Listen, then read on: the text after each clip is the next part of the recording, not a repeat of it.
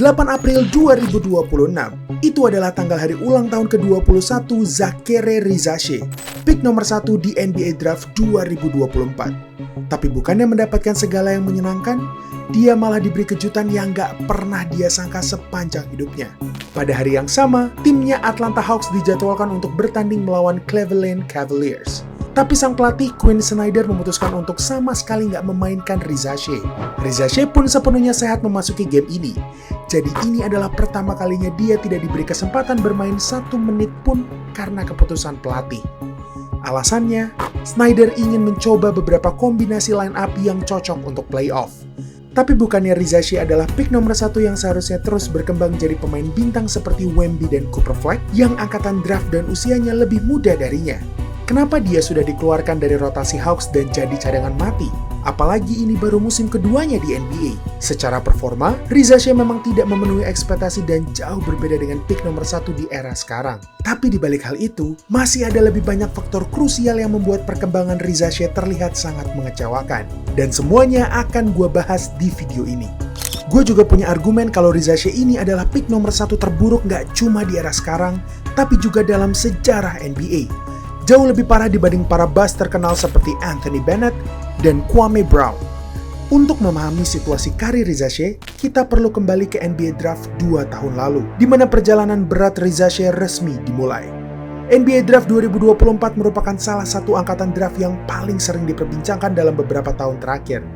Bukan karena memiliki banyak talenta yang hebat, tapi karena angkatan ini sering dianggap sebagai yang terlemah. Gak ada satupun prospek yang dinilai bisa menjadi franchise player dan mengubah nasib sebuah tim. Dan bandingkan itu dengan angkatan sebelumnya yang punya Wemby. Angkatan 2024 gak bisa mengimbangi hype dan tekanan itu. Mereka cuma punya Risache dan Alex Sarr dari Prancis sebagai opsi terbaik pada saat itu. Dan karena Alex Sarr sudah memberi sinyal kalau dia gak mau direkrut Hawks, maka Hawks gak punya pilihan lain selain mengambil Risache di urutan pertama.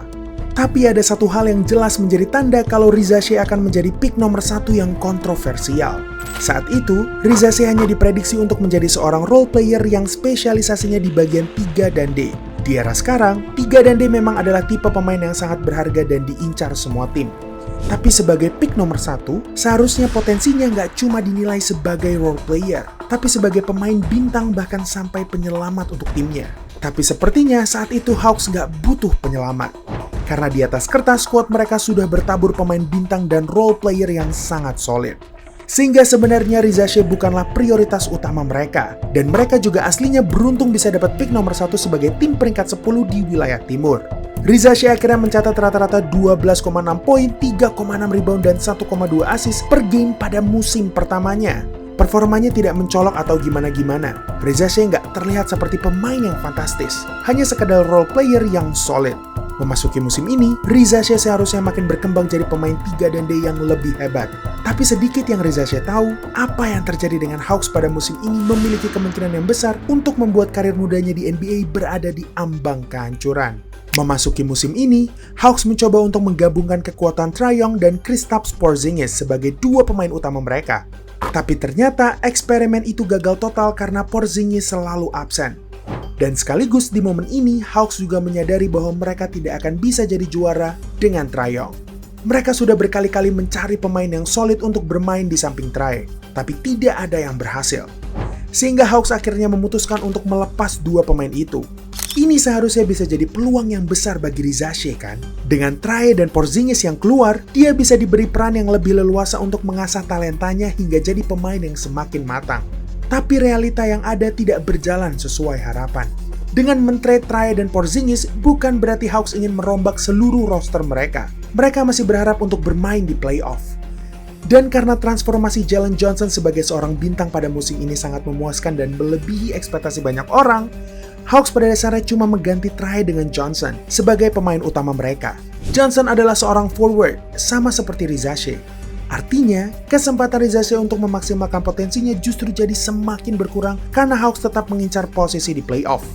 Dan dia sendiri bukan forward terhebat yang pantas mendapatkan menit bermain di tim ini. Tapi itu masih belum apa-apa, karena yang setelah ini bakal membuat posisi Risache semakin terpuruk lagi. Dengan men-trade Trae, Hawks mendapatkan CJ McCollum dan Corey Kispert sebagai gantinya. Sedangkan untuk Porzingis, mereka mendapatkan Jonathan Kuminga dan Buddy Hield. Kispert dan Kuminga bermain di posisi yang mirip dengan Rizache. Faktanya, meski kedua pemain ini memiliki sejumlah kekurangan dan performanya nggak selalu konsisten, mereka tetap memiliki pengalaman yang jauh lebih banyak untuk bersaing di playoff dibanding Rizache yang talentanya masih kasar dan juga masih menyesuaikan diri dengan permainan di NBA. Saat Kispert masuk ke Hawks, dia langsung mendapatkan menit bermain yang lebih banyak dibanding Rizache. Ditambah dengan Kuminga, Rizache yang kesempatan bermainnya sudah minim jadi makin terbatas lagi. Tapi itu masih faktor-faktor yang disebabkan oleh kondisi tim yang memang nggak bisa dia kendalikan. Gimana jadinya kalau ternyata Rizache sendiri juga menunjukkan tanda-tanda yang mengkhawatirkan di lapangan?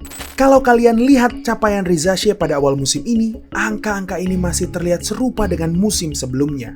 Tidak ada perkembangan yang berarti. Bahkan Rizache malah jadi lebih sering bermain tidak efisien. Ada beberapa game di mana akurasi field goal-nya di bawah 30%, 20%, 10%, bahkan pernah nggak ada satu pun tembakannya yang masuk. Dan kalau kita lihat lebih detail lagi gimana cara dia bermain di lapangan, kita bisa tahu alasannya kenapa Rizache nggak bisa menunjukkan progres yang menjanjikan.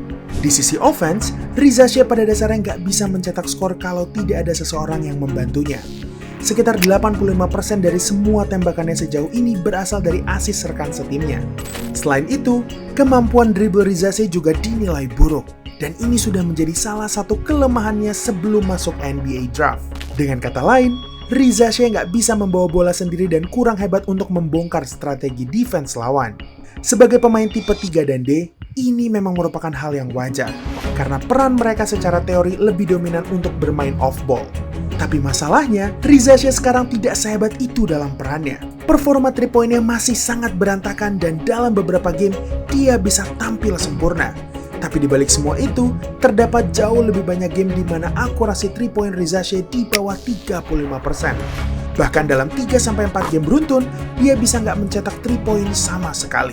Defense-nya masih oke untuk seumurannya. Tapi di sisi offense, kehadirannya nggak membuat musuh-musuhnya waspada dengannya. Sehingga dia sering diabaikan dan itu makin mempersulit spacing Hawks.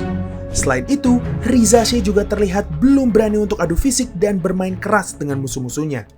Ini akan semakin membuat Rizache sulit bersaing di lapangan dan hanya akan membuat performanya jadi tidak maksimal.